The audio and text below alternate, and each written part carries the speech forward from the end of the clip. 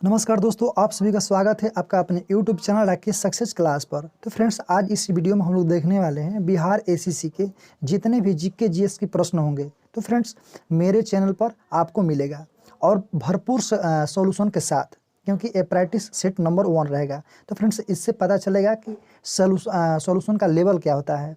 Friends, set मारने से कोई फ़ायदा नहीं है जब तक उसका सॉल्यूशन ना हो। ठीक है, तो चलिए आपको प्रैक्टिस सेट यानी कि 70 प्लस प्रश्नों को लेकर आए हैं आज, और अच्छे तरह से यानी कि बेहतरीन तरीक़ा से आपको सॉल्यूशन करवाते चलेंगे और बहुत सारे प्रश्न क्वेश्चन सीखने को मिलेगा। ठीक है, तो चलिए फ्रेंड्स बिना देरी करते हुए इसको स्टार्ट करते हैं। हाँ, अगर आप लोग मेरे यूट्यूब चैनल पर नए होंगे तो लाइक कर लीजिएगा, सब्सक्राइब कर लीजिएगा और अपने दोस्तों के पास ज़रूर शेयर कीजिएगा, क्योंकि आपका एक शेयर मेरा हेल्प हो सकता है। ठीक है, तो चलिए इसको स्टार्ट कर। देखिए फ्रेंड्स, आपका पहला प्रश्न है कि लूनी नदी के संदर्भ में निम्नलिखित कथनों में से कौन सही है। आपको बताना है कि लूनी नदी के संदर्भ में कौन सा कथन सही है। ठीक है, तो फ्रेंड्स देखिए ऑप्शन अगर हम पढ़ेंगे तो समय लगेगा। ठीक है, क्योंकि हम डायरेक्ट आंसर को पकड़ते हैं और इसका सोल्यूशन करते चलेंगे। ठीक है, क्योंकि हम अगर ऑप्शन को पढ़ते चलेंगे तो ज़्यादा वीडियो का जो लेंथ होगा अधिक लंबाई का हो जाएगा। ठीक है, यानी अधिक समय का हो जाएगा, तो इसलिए हम आंसर को पकड़ेंगे और उसको सॉल्यूशन कराते चलेंगे। ठीक है, तो चलिए इसको स्टार्ट करते हैं। पहला क्वेश्चन है आपका कि लूनी नदी के संदर्भ में निम्नलिखित कथनों में कौन सही है। तो देखिए इसका करेक्ट आंसर हो जाएगा ऑप्शन नंबर डी। लूनी नदी यह कच्छ के रण यानी कि दलदली भूमि में लुप्त हो जाती है। जो फ्रेंड्स लूनी नदी है यह कच्छ के रण में दलदली भूमि में लुप्त हो जाती है। तो फ्रेंड्स लूनी नदी की बात करें तो कहाँ से निकलती है, इसकी लंबाई कितनी है, इसकी सहायक नदियाँ कितनी हैं। ठीक है, इसको सारा डिटेल आपको बताते चलेंगे। देखिए लूनी नदी है जो राजस्थान के अरावली श्रेणी, ठीक है, यानी कि अरावली पर्वतमाला है, वहाँ पर यानी कि राजस्थान के अजमेर के पास से निकलती है। ठीक है, ये तो पता चल गया कि राजस्थान के अरावली श्रेणी से यानी कि अजमेर के पास से निकलती है। फ्रेंड्स इसकी लंबाई की बात करें तो इसकी लंबाई है 450 किलोमीटर। ठीक है, इसको नोट करते चलिएगा, 450 किलोमीटर। ठीक है, यह कच्छ के रण में यानी कि दलदली भूमि में लुप्त हो जाती है। अब फ्रेंड्स इसकी सहायक नदियों की बात करें तो कड़ी, सकरी, जवाई इसकी सहायक नदियाँ हैं। ठीक है, चलिए नेक्स्ट क्वेश्चन की ओर बढ़ते हैं। नेक्स्ट क्वेश्चन है फ्रेंड्स आपका कि पृथ्वी निकटतम ग्रह कौन सा है, यानी कि पृथ्वी की निकटतम ग्रह कौन सा है। तो फ्रेंड्स इसका करेक्ट आंसर हो जाएगा ऑप्शन नंबर बी, यानी कि शुक्र ग्रह। ठीक है, यह पृथ्वी की सबसे निकटतम ग्रह है, क्योंकि इसको चमकीला ग्रह भी कहते हैं फ्रेंड्स, यानी कि शुक्र ग्रह को चमकीला ग्रह, गर्म ग्रह, भोर का तारा इसको कहते हैं। ठीक है, चलिए नेक्स्ट देखते हैं। या इसको फ्रेंड्स शुक्र को पृथ्वी की बहन भी कहा जाता है, ये भी नोट करते चलिएगा। चलिए 3 नंबर क्वेश्चन देखते हैं। 3 नंबर क्वेश्चन है कि विषुवत रेखा निम्न में से किस देश से होकर नहीं गुजरता है। ठीक है, यानी कि आपका पूछा हुआ कि विषुवत रेखा जो है निम्न में से किस देश से होकर नहीं गुजरता है, आपको किस देश से होकर नहीं गुजरता है आपको बताना है। ठीक है, तो 4 ऑप्शन दिया हुआ है, केन्या, सोमालिया, मालदीव और बोत्सवाना। तो फ्रेंड्स इसका करेक्ट आंसर हो जाएगा option number D. Friends Botswana जो देश है उससे होकर यानी कि विषुवत रेखा नहीं गुजरती है। तो अब आपको पता ये होना चाहिए तो किस किस देश से होकर गुजरता है। तो चलिए आपको बताते हैं। देखिए आपको इक्वाडोर हो गया, कोलंबिया हो गया, ब्राज़ील हो गया, गैबोन, कांगो गणराज्य, लोकतांत्रिक कंगो गणराज्य, Uganda, Kenya, Somalia, Maldives, Indonesia और किरबाती से होकर गुजरती है। ठीक है, इस जितने भी देश बताए हैं इसको पन्ना पर यानी कि अपने पेज पर एक लिखते चलिए इसको। ठीक है, क्योंकि अगर लिखते चलिएगा तो याद होते चल जाएगा, क्योंकि जो लिख देते हैं वो कभी नहीं भूलता है। आपको पता होना चाहिए, जो चीज़ें लिख देते हैं हम उसको कभी नहीं भूलते हैं, इसलिए आप लोग कॉपी पेन लेकर बैठिएगा और इसको लिखते चलिएगा। ठीक है, नेक्स्ट क्वेश्चन है फ्रेंड्स कि 4 नंबर कि निम्न में से कौन सा अवसादी चट्टान नहीं है। आपको बताना है कि कौन सा अवसादी चट्टान नहीं है। तो इसका करेक्ट आंसर हो जाएगा फ्रेंड्स ऑप्शन नंबर सी, यानी कि डायोराइट। ये अवसादी चट्टान नहीं है, और जो भी बचा हुआ है वो अवसादी चट्टान है, यानी कि बलुआ पत्थर, नमक की चट्टान यानी कि कलोम्बरेट, ये सब अवसादी चट्टान है। फ्रेंड्स आपको बता दें कि अवसादी चट्टान से क्या निकलता है, यानी कि द्रव यानी कि लिक्विड यानी कि पेट्रोलियम अवसादी चट्टानों से निकलता है। ठीक है, चलिए नेक्स्ट क्वेश्चन की बात करें। 5 नंबर क्वेश्चन है आपका कि भारत की समुद्री सीमा के संबंध देश कितने हैं। फ्रेंड्स आपको बताना है कि भारत की समुद्री सीमा के संबंध में देश कितने हैं। तो इसका करेक्ट आंसर हो जाएगा ऑप्शन नंबर बी यानी कि 7। तो फ्रेंड्स चलिए देख लेते हैं कि 7 देश कौन कौन सा है। ठीक है, हाँ इससे पहले जान लेते हैं फ्रेंड्स कि जल सीमा यानी कि जलीय सीमा की लंबाई 75 नोट करते चलिएगा 75/16.6 किलोमीटर है, यानी कि जलीय सीमा की लंबाई है। ठीक है, यानी कि 75/16.6 किलोमीटर ये जलीय सीमा की लंबाई है। ठीक है, चलिए देखते हैं कि सीमा से लगे देश यानी कि पाकिस्तान हो गया, मालदीव हो गया, श्रीलंका, बांग्लादेश, म्यांमार, थाईलैंड एवं इंडोनेशिया। ठीक है, ये जो है ये जल सीमा से लगता है, जितने भी बताए हैं देश ये जल सीमा से लगता है। ठीक है, अब फ्रेंड्स एक बात और नोट करते चलिएगा, भारत के ऐसे 3 पड़ोसी देश हैं जो जिनकी स्थल यानी कि भारत से भी लगती है और समुद्री तल से भी लगती है। वो देश है आपका पाकिस्तान हो गया, देख लीजिए, यानी कि पाकिस्तान भारत से भी लगता है और समुद्री देशों से लगता है। बांग्लादेश हो गया, यानी कि बांग्लादेश का सीमा भारत से लगता है। ठीक है, यानी कि बांग्लादेश का सबसे ज़्यादा सीमा भारत के साथ लगता है 40-96 किलोमीटर। नोट करते चलिएगा 40-96 किलोमीटर। ठीक है, और म्यांमार है। ठीक है, जो 3 देश है जो भारत की सीमा से लगता है और समुद्री से भी लगता है। ठीक है, समुद्र से भी लगता है। चलिए फ्रेंड्स नेक्स्ट देखते हैं। 6 नंबर क्वेश्चन आपका है, देखिए क्वालिटी भरपूर लगेगा फ्रेंड्स, क्वालिटी में कोई भी कमी नहीं रहेगा, आपको सॉल्यूशन अच्छी तरीके से कराते चलेंगे और जो भी कोई भी गलती हो जाएगी उसको माफ़ करते चलिएगा। ठीक है, माफ़ कर दीजिएगा। नेक्स्ट क्वेश्चन है 6 नंबर कि दक्षिणी गोलार्ध में पवन के बाईं ओर विचलन का क्या कारण है। ठीक है, तो फ्रेंड्स इसका करेक्ट आंसर हो जाएगा ऑप्शन नंबर बी यानी पृथ्वी के घूर्णन के कारण। ठीक है, यानी कि दक्षिणी गोलार्ध में पवन की बाईं ओर विचलन का क्या कारण है, यानी कि पृथ्वी का घूर्णन। ठीक है, चलिए नेक्स्ट क्वेश्चन देखते हैं। 7 नंबर क्वेश्चन है आपका कि भारत में सबसे बड़े मीठे पानी की झील कौन सा है। आपको बताना है कि भारत में सबसे बड़ी मीठे पानी का झील कौन सा है। तो फ्रेंड्स इसका करेक्ट आंसर है ऑप्शन नंबर बी यानी कि वुलर झील। ठीक है, वुलर झील है जो मीठे पानी की सबसे बड़ी झील है। ठीक है फ्रेंड्स, वुलर झील की बात करें तो आपका वुलर झील जम्मू कश्मीर में पड़ेगा। ठीक है फ्रेंड्स, वुलर झील यानी कि झेलम नदी के पास है। झेलम नदी पर फ्रेंड्स एगो परियोजना है तुलबुल परियोजना। ठीक है, झेलम नदी पर है तुलबुल परियोजना। फ्रेंड्स सांभर झील की बात करें तो फ्रेंड्स सांभर झील राजस्थान में स्थित है। इसके पानी की बात करें तो फ्रेंड्स एक खारे पानी की झील है। ठीक है, सांभर झील। ठीक है, डल झील ये भी जम्मू कश्मीर में है। वेरी नाग झील, ठीक है, नाग नागिन जितना भी होगा फ्रेंड्स ये कहाँ चला जाएगा, जम्मू कश्मीर में। ठीक है, चलिए अगला क्वेश्चन देखते हैं।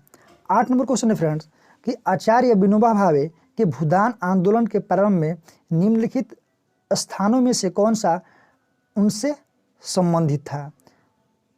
ठीक है, तो फ्रेंड्स इसका करेक्ट आंसर है ऑप्शन नंबर सी पोचमपल्ली। तो फ्रेंड्स आपको बता दें कि भूदान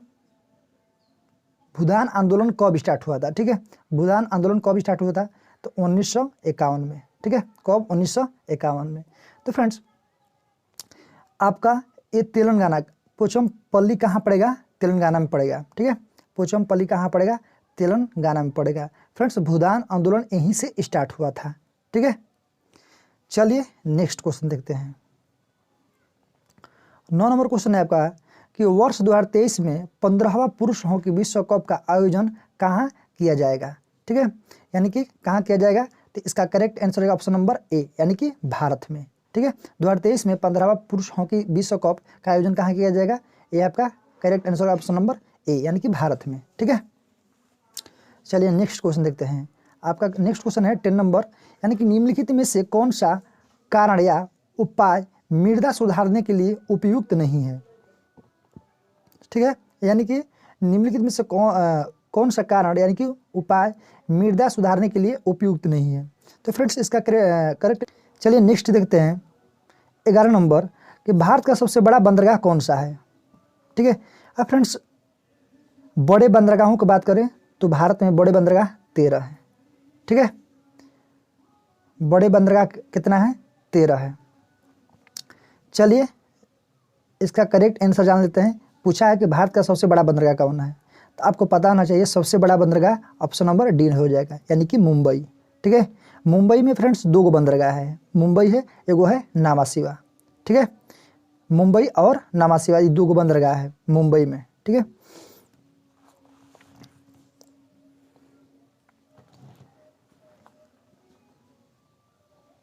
अब फ्रेंड्स इसके चेन्नई की बात करें तो चेन्नई तमिलनाडु में चेन्नई बंदरगाह, एगो बंदरगाह है एन्नौर। ठीक है, एन्नौर बंदरगाह चेन्नई में है। चेन्नई खुद बंदरगाह एक है ना, चेन्नई बंदरगाह और एन्नौर बंदरगाह। अब कोची आपको पता होना चाहिए, कोची केरल में है।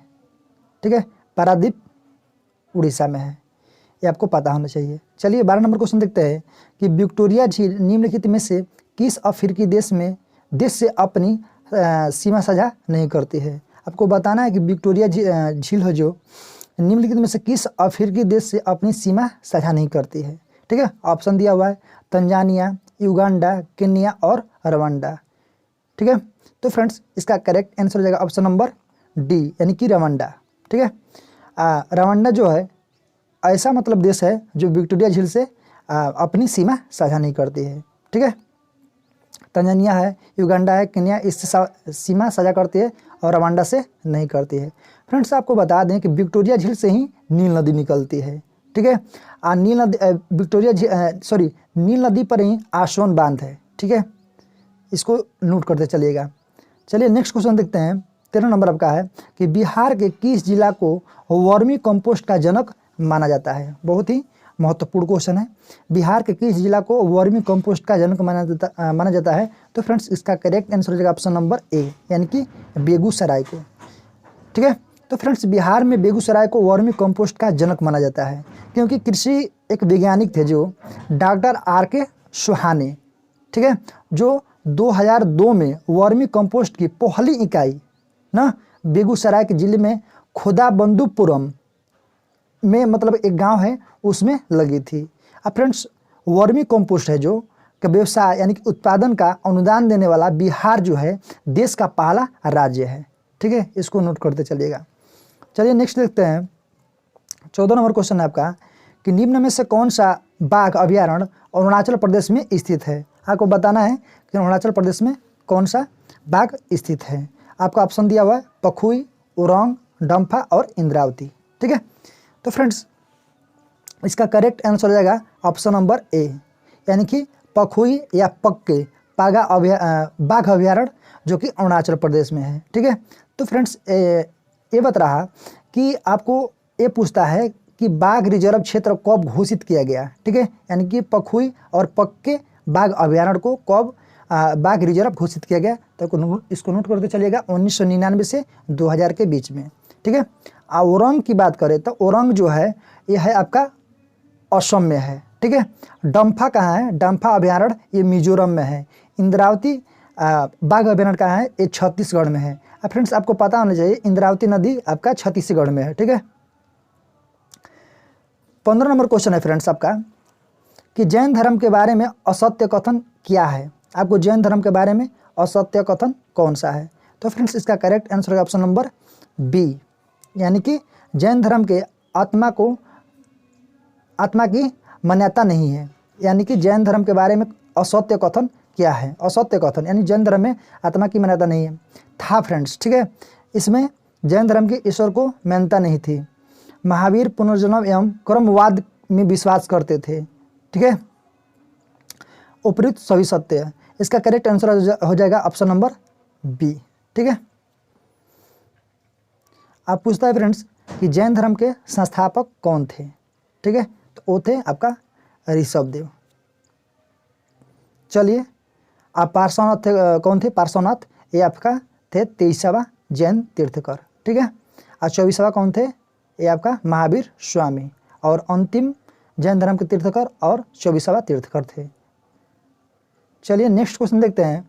16 नंबर कि निम्न में से कौन सी सभ्यता अपने नगर नियोजन के लिए प्रसिद्ध थी?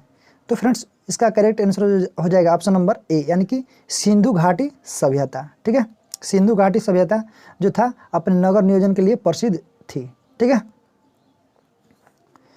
चलिए नेक्स्ट क्वेश्चन देखते हैं 17 नंबर क्वेश्चन कि निम्न में से किस वंश का शासन सबसे दीर्घकालिक था? ठीक है, तो फ्रेंड्स इसका करेक्ट आंसर है ऑप्शन नंबर सी, यानी कि तुगलक वंश। फ्रेंड्स तुगलक वंश की बात करें तो इसका कार्यकाल था 1320 से लेकर 1412 तक। ठीक है, 1320 से लेकर 1412 तक। ठीक है फ्रेंड्स, इसका ट्रिक होता है कि गुल खिले तुम शायद लोगे, यानी कि गुलाम वंश, खिलजी वंश, तुगलक वंश, यानी कि गुल खिले तुम शायद, यानी कि सैयद वंश, और लास्ट में है लोदी वंश। ठीक है, लोदी वंश का कार्यकाल कितना है? 1451 से लेकर 1526 तक। चलिए नेक्स्ट क्वेश्चन देखते हैं। 18 नंबर क्वेश्चन आपका फ्रेंड्स कि अब्दुल रज्जाक ने विजयनगर साम्राज्य की यात्रा किसके शासनकाल में किया था? ठीक है, इसका करेक्ट आंसर हो जाएगा ऑप्शन नंबर ए, यानी कि देवराय द्वितीय के शासनकाल में। ठीक है, तो फ्रेंड्स आपको पता होना चाहिए कि अब्दुल रज्जाक जो है कब भारत आए थे, यानी कि इसको नोट करते चलेगा 15वीं शताब्दी में। ठीक है, 15वीं शताब्दी में ये आपका भारत आए थे। ठीक है, अब फ्रेंड्स ये भी पूछता है कि विजयनगर साम्राज्य का स्थापना किसने किया था? यानी कि दो भाई थे, हरिहर और बुक्का, जो कि 1336 में इसका स्थापना किए थे। ठीक है, चलिए नेक्स्ट क्वेश्चन देखते हैं 19 नंबर क्वेश्चन है फ्रेंड्स कि शुजाउद्दौला और शाह आलम द्वितीय ने रॉबर्ट क्लाइव के साथ इलाहाबाद की संधि पर हस्ताक्षर कब किए थे? तो फ्रेंड्स इसका करेक्ट आंसर हो जाएगा ऑप्शन नंबर सी, यानी कि 1765 में। फ्रेंड्स 12 अगस्त 1765 को इलाहाबाद की प्रथम संधि, यानी कि रॉबर्ट क्लाइव और शाह आलम द्वितीय के बीच हुआ था। ठीक है, इसको नोट करते चलिएगा। चलिए नेक्स्ट क्वेश्चन है 20 नंबर कि शेर शाह ने अपना अंतिम सैन्य अभियान किस राज्य के खिलाफ किया था? ठीक है, तो इसका करेक्ट आंसर हो जाएगा ऑप्शन नंबर सी, यानी कि कालिंजर के साथ। ठीक है, चलिए अब पूछता है फ्रेंड्स कब, तो कब नोट करते चलेगा 1545 में, 1545 में। ठीक है, चलिए नेक्स्ट क्वेश्चन देखते हैं। 21 नंबर क्वेश्चन है फ्रेंड्स कि निम्नलिखित कथनों में से कौन सा कथन असत्य है? ठीक है, कौन सा कथन असत्य है? तो फ्रेंड्स ऑप्शन नंबर इसका हो जाएगा करेक्ट, यानी कि ए, यानी कि Robert Clive Bengal. Next question देखते हैं 22 नंबर 22वां क्वेश्चन है आपका फ्रेंड्स कि निम्नलिखित में से कौन क्रिप्स मिशन के साथ कांग्रेस के आधिकारिक वार्ताकार थे? तो फ्रेंड्स इसका करेक्ट आंसर है ऑप्शन नंबर सी, यानी कि पंडित जवाहरलाल नेहरू और मौलाना अबुल कलाम आज़ाद। तो फ्रेंड्स क्रिप्स मिशन कब आया था? ठीक है, तो इसको नोट करते चलेगा 1942 में। कब आया था? 1942 में। ठीक है, चलिए नेक्स्ट क्वेश्चन है फ्रेंड्स 23 नंबर कौन सी महत्वपूर्ण घटना जलियांवाला बाग नरसंहार के तुरंत पूर्व घटी थी? यानी कि जलियांवाला बाग के पहले ही घटित, यानी कि पूर्व मतलब पहले होता है। तो आपको बताना है इसका करेक्ट आंसर। तो फ्रेंड्स इसका करेक्ट आंसर है ऑप्शन नंबर बी। ठीक है, आपको पता होना चाहिए कि रॉलेट एक्ट कब बना। आपको कब बना? 1919, यानी कि मार्च 1919 में। ठीक है, मार्च 1919 में और रॉलेट एक्ट बना। ठीक है, असहयोग आंदोलन कब? 1920 में। ठीक है, 1920 में। चलिए आपका 24 नंबर क्वेश्चन है फ्रेंड्स कि आज़ाद हिंद फौज की स्थापना का श्रेय किसे दिया जाता है? बहुत ही महत्वपूर्ण क्वेश्चन है। आज़ाद हिंद फौज का स्थापना का श्रेय किसे दिया जाता है? आपका इसका करेक्ट आंसर हो जाएगा ऑप्शन नंबर बी, यानी कि रास बिहारी बोस। फ्रेंड्स आज़ाद हिंद फौज की बात करो तो इसका स्थापना कब हुआ था? इसका स्थापना हुआ था 1 सितंबर 1942 को।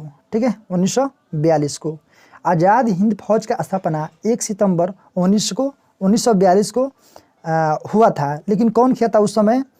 कैप्टन मोहन सिंह, ठीक है। लेकिन यह असफल रहा। आपको ध्यान देना है कि पूछेगा कि आज़ाद हिंद फौज का स्थापना, ये पूछा कि श्रेय किसको दिया जाता है, तो नोट करते जाइए, इनको रास बिहारी बोस को श्रेय दिया जाता है। लेकिन इसका स्थापना की बात करें तो 1 सितंबर 1942 को यानी कि कैप्टन मोहन सिंह ने किया था, लेकिन वो परंतु यानी कि वह असफल रहा, ठीक है, लेकिन वह असफल रहा। असफलतापूर्वक इसका स्थापना और इसको श्रेय किसको दिया जाता है? तो रास बिहारी बोस को, ठीक है। चलिए नेक्स्ट क्वेश्चन देखते हैं। नेक्स्ट क्वेश्चन है फ्रेंड्स 25 नंबर कि निम्नलिखित में से किस भक्ति आंदोलन का प्रस्तावक नहीं था? यानी कि निम्नलिखित में से कौन भक्ति आंदोलन का प्रस्तावक नहीं था? तो फ्रेंड्स इसका करेक्ट आंसर हो जाएगा ऑप्शन नंबर ए, यानी कि नागार्जुन। नागार्जुन जो था यानी कि ये भक्ति आंदोलन का प्रस्तावक नहीं था, ठीक है। चलिए नेक्स्ट क्वेश्चन देखते हैं। 26 नंबर क्वेश्चन है फ्रेंड्स सबका कि भारतीय रिजर्व बैंक के दर कम करने के फलस्वरूप यानी कि भारतीय रिजर्व बैंक के दर यानी कि कम करने में फलस्वरूप क्या होता है? तो फ्रेंड्स इसका करेक्ट आंसर है ऑप्शन नंबर ए, यानी कि बाजार की तरलता बढ़ जाती है, ठीक है, बाजार की तरलता बढ़ जाती है। 27 नंबर क्वेश्चन है आपका कि गन्ने की उचित एवं लाभप्रद यानी कीमत को निम्नलिखित में से कौन से अनुमोदित करता है? ठीक है, इसका करेक्ट आंसर है ऑप्शन नंबर ए, यानी कि आर्थिक मामलों के मंत्रिमंडलीय समिति, ठीक है, इसका करेक्ट ए आंसर हो जाएगा। चलिए नेक्स्ट क्वेश्चन देखते हैं कि बाजरा का सर्वाधिक उत्पादक राज्य कौन सा है? ठीक है, तो बाजरा का सर्वाधिक उत्पादक राज्य आपका ए, यानी कि इसका करेक्ट आंसर हो जाएगा ए, यानी कि ऑप्शन नंबर ए, यानी कि राजस्थान, ठीक है। राजस्थान है जो यानी कि बाजरा का सर्वाधिक उत्पादक राज्य है, ठीक है। चलिए नेक्स्ट क्वेश्चन देखते हैं 29 नंबर कि क्रिस्टलीकरण। 29 नंबर क्वेश्चन है कि क्रिस्टलीकरण निम्न में से किसकी उदाहरण है? ठीक है, किसकी उदाहरण है फ्रेंड्स? तो यह आपका है हो जाएगा भौतिक परिवर्तन, ठीक है, यानी कि ऑप्शन नंबर ए आपका सही आंसर हो जाएगा। भौतिक परिवर्तन यानी कि क्रिस्टलीकरण निम्नलिखित में से किसकी उदाहरण है? भौतिक परिवर्तन, ठीक है। चलिए नेक्स्ट क्वेश्चन देखते हैं। आपका 30 नंबर क्वेश्चन है कि जल विद्युत का उत्पादन किस सिद्धांत पर कार्य करता है? ठीक है, यानी कि जल विद्युत का उत्पादन किस सिद्धांत पर कार्य करता है? तो ये आपका करेक्ट आंसर होगा ऑप्शन नंबर सी, ठीक है, यानी गुरुत्वीय स्थितिज ऊर्जा संरक्षण सिद्धांत पर दोनों तरह से काम करता है। 31 नंबर क्वेश्चन है फ्रेंड्स, निम्नलिखित में से कौन सी मूल भौतिक राशि नहीं है? ठीक है, तो फ्रेंड्स आपको बता दें कि मूल भौतिक राशियाँ कितनी होती है? 7 होती है, ठीक है, मूल भौतिक राशियाँ कितनी होती है? 7 होती है। उसमें से आपका वेग नहीं होता है। तो चलिए मूल भौतिक राशि 7 होती है, तो कौन कौन सी होती है?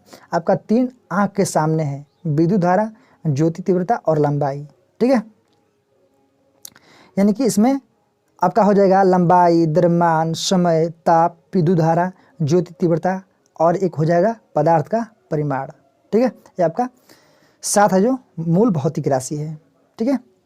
32 नंबर क्वेश्चन है फ्रेंड्स कि निम्न में से किस बल के कारण दूध से क्रीम को पृथक किया जाता है? ठीक है, यानी किस बल के कारण आपको बताना है। तो फ्रेंड्स इसका राइट आंसर हो जाएगा ऑप्शन नंबर बी, यानी कि अपकेंद्रीय बल। फ्रेंड्स ये भी पूछता है कि जो वॉशिंग मशीन है ये कौन सा सिद्धांत पर काम करता है? तो ये भी अपकेंद्रीय बल के सिद्धांत पर काम करता है, ठीक है। चलिए नेक्स्ट क्वेश्चन है फ्रेंड्स 33 नंबर कि भारत में सर्वप्रथम न्यूनतम समर्थन मूल्य यानी कि MSP की अवधारणा को किस समिति की सिफारिश पर लागू किया गया था?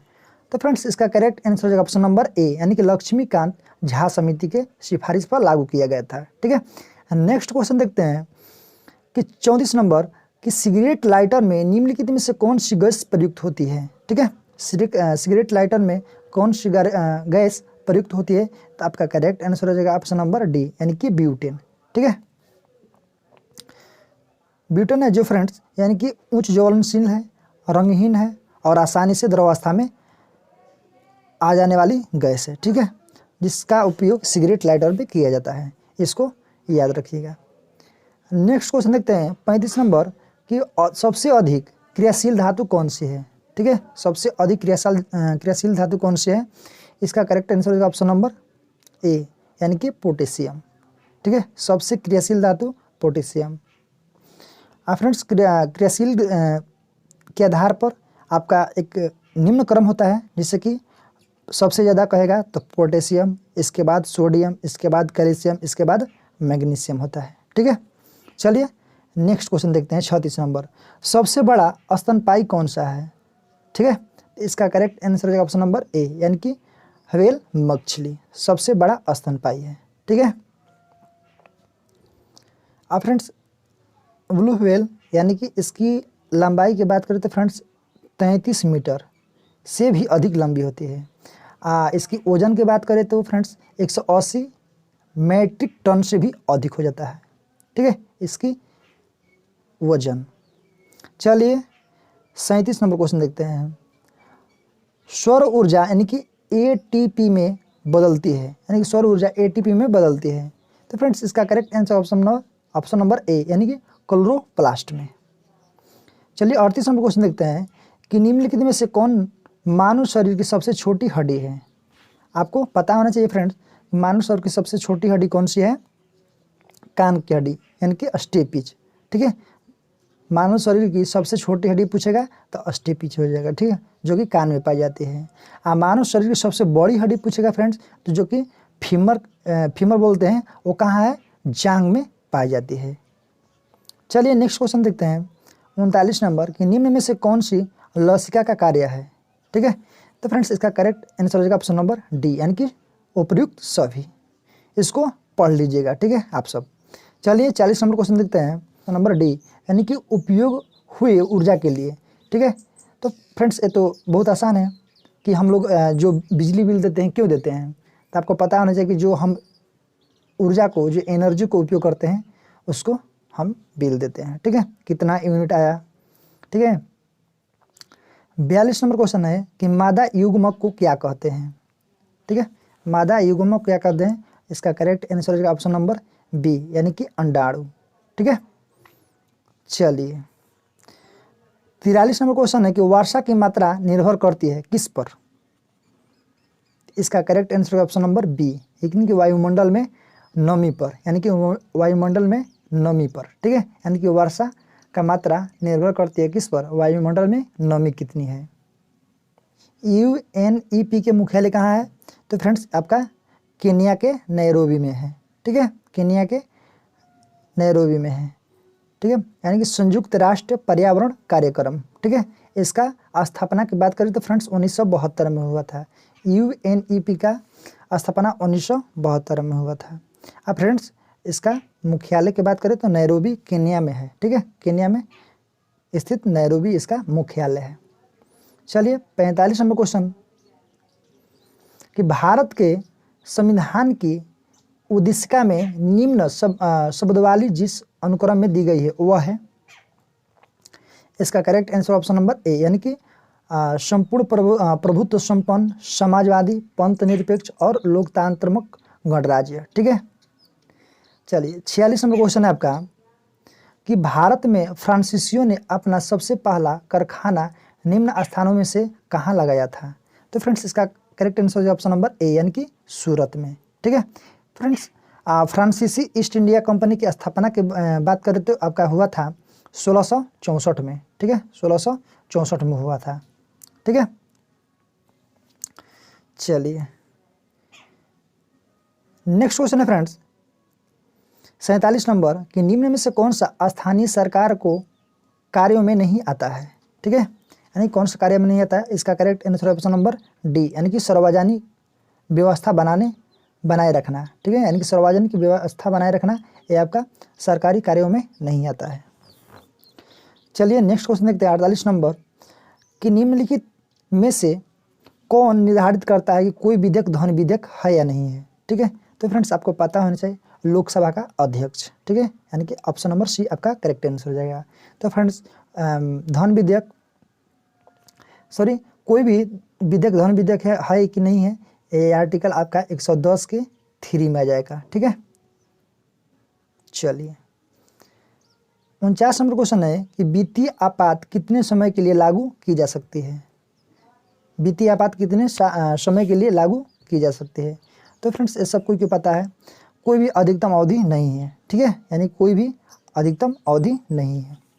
अब वित्तीय आपात फ्रेंड्स 360 में है। ठीक है, राष्ट्रीय आपात 352 में है, राष्ट्रपति शासन 356 में है। इसको याद रखिएगा। ठीक है, चलिए 50 नंबर क्वेश्चन है फ्रेंड्स कि भारत के महान्यायवादी के संबंध में निम्नलिखित में से कौन सा कथन सही नहीं है? ठीक है, तो फ्रेंड्स इसका करेक्ट आंसर है ऑप्शन नंबर बी, यानी कि वह केंद्रीय कैबिनेट का सदस्य होता है और सदस्य की कार्यवाही में भाग लेता है। तो फ्रेंड्स एक का है, ये कथन गलत है। ठीक है, चलिए 51 नंबर क्वेश्चन है फ्रेंड्स कि नगर निगम का अध्यक्ष कौन होता है? ठीक है, नगर निगम का अध्यक्ष कौन होता है? तो फ्रेंड्स इनको बोलते हैं, क्या बोलते हैं? सी, यानी कि महापौर। ठीक है, यानी कि नगर निगम का अध्यक्ष कौन होता है? महापौर होता है। ठीक है, जो कि नगर निगम यानी कि नगर प्रमुख का यानी कि उच्चतम अधिकारी होता है। ठीक है, जिसको फ्रेंड्स क्या बोलते हैं? मेयर बोलते हैं। ठीक है, चलिए 52 नंबर क्वेश्चन है फ्रेंड्स कि निम्नलिखित राज्यों में उनके गठन का वर्ष यानी कि बढ़ते क्रम में सजाना है। तो फ्रेंड्स बढ़ते क्रम में सजाइएगा आप। इसका करेक्ट आंसर आपको बता दें, इसका ऑप्शन नंबर ए आंसर हो जाएगा। ठीक है, नागालैंड की बात करें फ्रेंड्स तो इसका 1963 में हुआ था। ठीक है, हिमाचल प्रदेश की बात करें तो 1971 में हुआ था। ठीक है, मणिपुर की बात करें तो 1972 में हुआ था। ठीक है, सिक्किम की बात करें फ्रेंड्स तो ये आपका कब हुआ था? 1975 में हुआ था। मिजोरम की बात करें तो फ्रेंड्स ये आपका 1987 में हुआ था। ठीक है, 1987 में। तो फ्रेंड्स इस तरह आप लोग इसको सरिया लीजिएगा। चलिए अगला क्वेश्चन है कि 53 नंबर कि नीति आयोग द्वारा जारी यानी कि बहुआयामी गरीबी सूचकांक यानी कि 2021 के अनुसार बिहार की कितनी प्रतिशत जनसंख्या गरीब है? ठीक है, यानी कि आंकड़ा है कब का? 2021 का। तो फ्रेंड्स आपका करेक्ट आंसर हो जाएगा ऑप्शन नंबर ए, यानी कि 51.91%। ठीक है, नेक्स्ट क्वेश्चन है कि निम्नलिखित में से किस वीटो की शक्ति का प्रयोग भारत के राष्ट्रपति द्वारा नहीं किया जाता है? ठीक है, आपको क्या बताना है कि किस वीटो की शक्ति यानी कि का प्रयोग भारत के राष्ट्रपति द्वारा नहीं किया जा सकता है?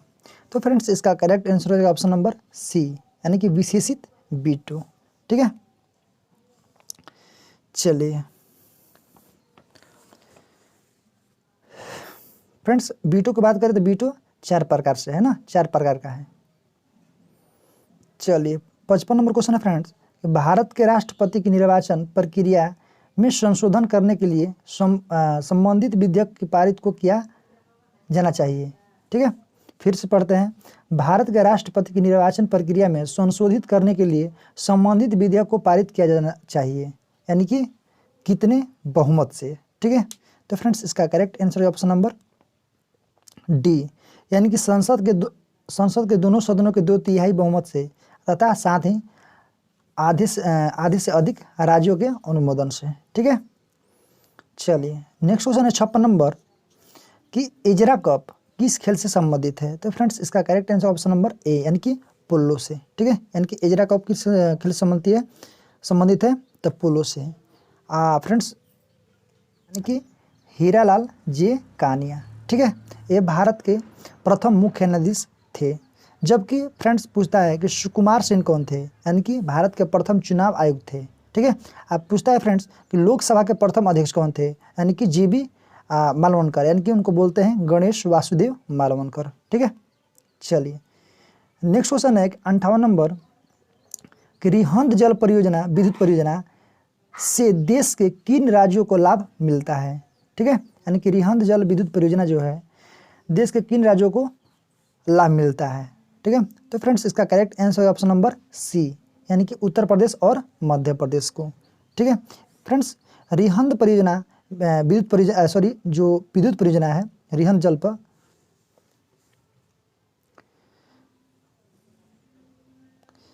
रिहंद जल विद्युत परियोजना उत्तर प्रदेश एवं मध्य प्रदेश की सीमा पर स्थित है। ठीक है, यह रिहंद नदी पर बनाया गया है जिससे उत्तर प्रदेश और मध्य प्रदेश को लाभ मिलता है। ठीक है, चलिए नेक्स्ट क्वेश्चन देखते हैं।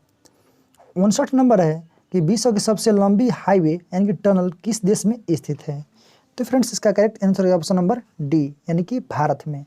तो फ्रेंड्स याद रखिएगा कि विश्व में सबसे लंबी हाईवे टनल किस देश में स्थित है? तो भारत में है। ठीक है फ्रेंड्स, इसकी स्थिति की बात करें तो ये हिमाचल प्रदेश राज्य में है। ठीक है, ये हिमाचल प्रदेश राज्य में।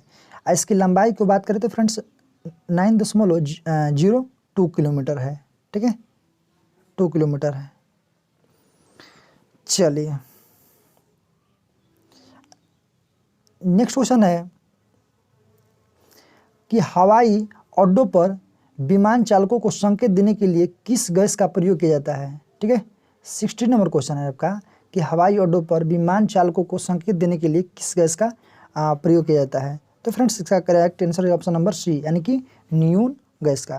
ठीक है, यानी कि नियोन का प्रकाश यानी कोहरे में अधिक चमकता है। ठीक है, यानी कि नियोन गैस का प्रकाश जो है फ्रेंड्स कि कोहरे में यानी कि धुंध जो होता है, कोहरा होता है, ओस जो होता है उसमें अधिक चमकता है, इसलिए इसका प्रयोग विमान चालकों को संकेत देने के लिए किया जाता है। ठीक है, 61 नंबर क्वेश्चन है कि 50 डिग्री सेल्सियस कितने फ़ारेनहाइट के बराबर है? ठीक है, ये बार बार पूछता है। तो फ्रेंड्स इसका एक फार्मूला आता है।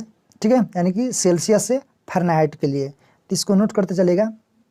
C-0/100 बराबर F माइनस 32। ठीक है, और बटा में 180। तो फ्रेंड्स इसको आप लोग बैठाकर बना सकते हो। ठीक है, चलिए 62 नंबर क्वेश्चन है फ्रेंड्स सबका कि निम्नलिखित में से कौन सा एक शंघाई सहयोग संगठन, ठीक है, यानी कि SCO का सदस्य नहीं है? ठीक है, तो फ्रेंड्स शंघाई सहयोग संगठन की बात करें तो फ्रेंड्स इसका मुख्यालय आपका चीन के बीजिंग में है। ठीक है, चीन के बीजिंग में है। फ्रेंड्स इसका सदस्य की बात करें तो चीन, रूस, तजाकिस्तान और किर्गिस्तान है। ठीक है, चलिए नेक्स्ट क्वेश्चन देखते हैं। फ्रेंड्स बाल्को एल्युमिनियम कंपनी की स्थापना किस देश की सहायता से हुई है? तो फ्रेंड्स इसका करेक्ट आंसर है ऑप्शन नंबर बी, यानी कि सोवियत संघ। तो फ्रेंड्स भारत में बहुत सारे एल्युमिनियम कंपनी है, जैसे कि नाल्को हो गया, नाल्को फ्रांस के सहयोग से, हिंडाल्को अमेरिका के सहयोग से, इंडाल्को कनाडा के सहयोग से, और माल्को इटली के सहयोग से, और वेदांता एल्युमिनियम कंपनी जर्मनी के सहयोग से। ठीक है, चलिए नेक्स्ट क्वेश्चन देखते हैं 64 नंबर कि फीफा अंडर 17 यानी कि महिला विश्व कप का आयोजन 2022 में किस देश में किया जाएगा? तो फ्रेंड्स इसका correct answer option number A, यानी कि भारत में। ठीक है, चलिए 65 नंबर क्वेश्चन है फ्रेंड्स कि वर्ष 2021 के लिए 57वां यानी कि ज्ञानपीठ पुरस्कार दामोदर मावजो को किस भाषा के लिए दिया गया है? ठीक है, तो फ्रेंड्स इसका करेक्ट आंसर है ऑप्शन नंबर सी, यानी कि कोंकणी भाषा के लिए। ठीक है, तो फ्रेंड्स आपको 2021 में दिया गया है। ठीक है, चलिए किस वर्ष दूसरे यानी कि पिछड़े वर्ग आयोग का गठन किया था? तो फ्रेंड्स इसका करेक्ट आंसर है ऑप्शन नंबर डी, यानी कि 1979 में। ठीक है, नेक्स्ट क्वेश्चन है 67 नंबर कि स्वामी दयानंद सरस्वती द्वारा आर्य समाज की स्थापना किस वर्ष की गई? ठीक है, तो फ्रेंड्स आर्य समाज की बात करें तो इसका स्थापना हुआ था 1875 में। कब? 1875 में। ठीक है, दयानंद सरस्वती द्वारा। फ्रेंड्स इसका स्थापना हुआ था कब? 1875 में। कहाँ? मुंबई में। ठीक है, मुंबई में हुआ था, लेकिन दयानंद सरस्वती ने 1877 में इसका मुख्यालय मुंबई से कहाँ कर दिए? लाहौर। ठीक है, लाहौर बनाया गया। चलिए